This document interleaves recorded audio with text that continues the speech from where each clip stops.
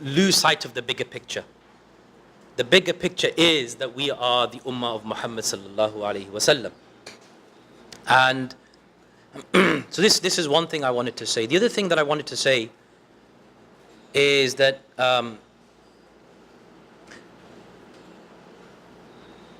there's two things that kind of related to each other. One is that I think, and this relates actually to what we've been saying, that one of the reasons why we disunite is because we don't think. So what you have now in the Muslim Ummah is 5 or 6 groups that everybody can be pigeonholed into, more or less. And you have a minority of people that are difficult to distinguish. And so often what you might even get is people scoping you out. Is that person Deobandi? Is that Salafi? Is he Tablighi? You know, Hizb Tahriri, Ikhwani? What is he? Right? Do you know why? Because we've all brought it upon ourselves. We've entered into this state where we've allowed ourselves to be pigeonholed. And the reason is because we're allowing people to think for us. You know this issue of having 4 madhahib. This is a historical product. What I mean by that is, if you go slightly earlier, you had hundreds of madhahib. You had madhahib which don't exist anymore. You had mujtahideen, each having their own madhab. And the reason is that they were independent thinkers. And so, every group has good. Every group has good, and every group also may have negative points, and we should be intelligent enough to benefit from this scholar, from this speaker, from that teacher, right? And take for the good from everybody and leave what's bad. And when we start to think critically, then we can start to and then I suppose there's more obviously, but I suppose the final thing I'll say is that when you read the Quran, there are certain things the Quran emphasizes time and time and time again. Taqwa, sabr, mahabbatullah, dhikrullah, ukhuwatu fillah, as-salatu wa as-sadaqatu, all of these things. This is the topology or the terrain that the Quran paints. And what's happened is that we've lost that terrain, right? Because the Quran really isn't our source it's not creating the image for us. And so what happens now, there's about 10 masail that we all disagree about, right? And one of them is, how, whether the trousers should be above the ankles or below the ankles. Another one might be, whether you say Ameen loudly or not, Al-Ameenu bil-Jahar, whether you do Raf'ul Yadayn or not, and music, is it halal or not? The beard, how long should it be or not? Niqab. There's probably about 10 or 15 that everyone speaks about, that you can limit all this modern ikhtilaf. I don't mean ikhtilaf among ulama, which we can come on to, but I'm talking about the social reality, which is the real, the mindset that affects the masses. This is what I'm talking about. And these things, if you really think about it, they're minutiae, they're minor, the ulama have differed upon them.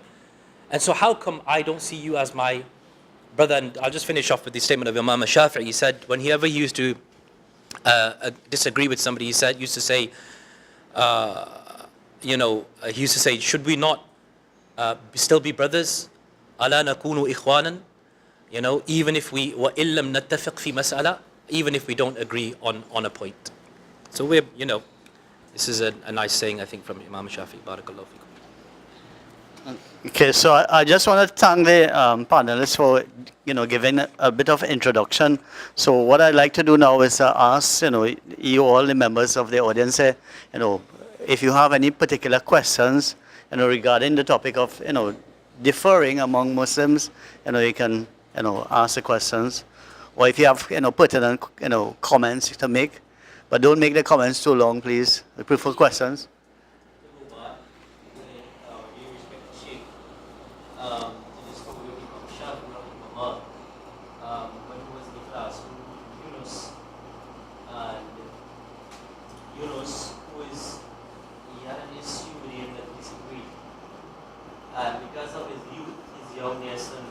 Vibrant youth went out of the classroom, and Imam Shafi in the night he went to visit him. Yunus was very surprising at this time who would be knocking at his door. But then, as he opened ago, we talked with Imam Shafi, and these were the words of Imam Shafi rahmahullah, that he said that, O Yunus, thousands of issues unite us, and only one issue divides us. He said, do not try to win in all situations. Winning hard is more important than winning situations. He said, do not demolish bridges that you built and cross, for one day you may need those very bridges again. And he also said that hate what is erred, but not the one who erred. Hate what is wrong, but not the sinner. It is our duty to cure the disease, but not the patient. Okay, thank you. Those are very wise words. Thank you so much. I don't know if anybody wants to respond. Yes, sir, but needed to be said. Okay, I agree that we will have, it's a natural thing that we will have different understanding, misunderstandings. But in the social dimension, what mechanism will we put in place? Taking our differences, our different understanding, but we have to, in the social context of the company, do things together. What the framework that we use? If you have to do a collectivity, do you take the Hanafi position or the Shafi position? I mean, I'm just using that. Or because everybody they have their truth, quote unquote. Everybody have their own truth. So what mechanism do we have within Islam, that in a social, that we can move on and get things done? Because merely say, okay, we are brothers, but what else after? We will still be in our partners, doing our thing our own way, go in every direction, rather than in a common direction, our evolution as a community in these parts.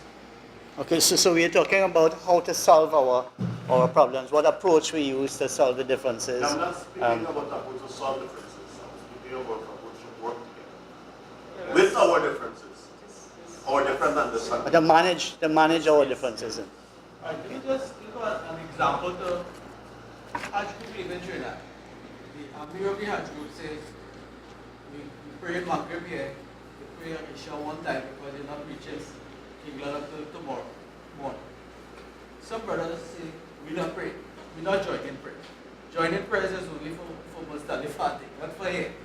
And they refuse to pray the Isha. They say we prefer to pray than pray. You have to join it, right? But and throughout the Hajj group, these brothers calling their sheikhs in Trinidad to find out if what the Amir told them to do, if it's correct.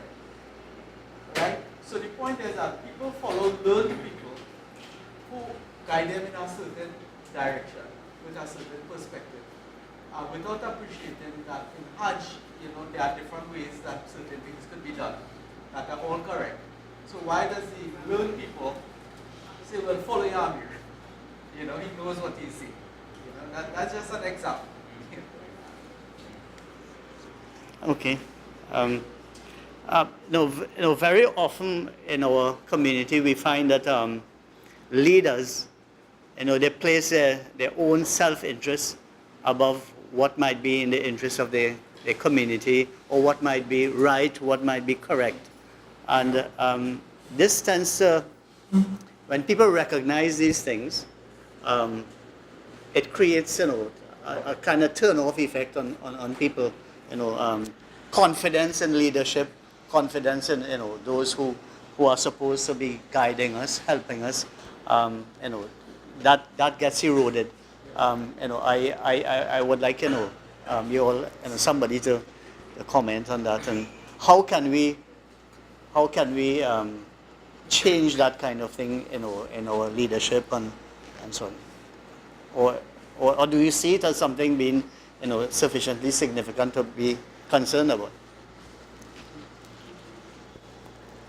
Well, I think it goes back to what I mentioned earlier. That is, what is the motive behind certain positions that we take. And interestingly, if we go back to the verses in the Quran, the main verses which speak about unity, Allah subhanahu wa ta'ala in Surah Al-Imran, He tells us about unity. وَاعْتَصِمُوا بِحَبْلِ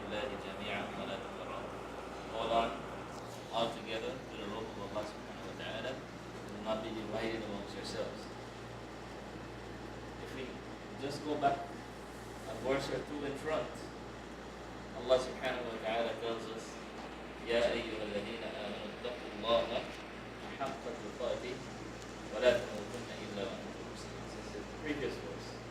And that verse, we all know, means, O you who believe, fear Allah as He should be feared, and do not let death reach you except in a state of submission. So Allah commands us to fear Him as He should be feared, and the next verse speaks about holding on together to the road. If we go to Surah Al-Hujurat, Allah says, famous verse again, إِنَّمَا الْمُؤْمِنُونَ إِخْوَةٌ فَأَصْلِحُوا بَيْنَ أَخَوَيْكُمْ, and He ends the verse by saying, وَاتَّقُوا اللَّهَ لَعَلَّكُمْ تُرْحَمُونَ. Verily, believers are brothers to one another, so reconcile the differences among one another, and He ends the verse by saying, and fear Allah so that you may gain His mercy. The point here is that whenever Allah speaks about unity, He also combines it with the fear of Allah.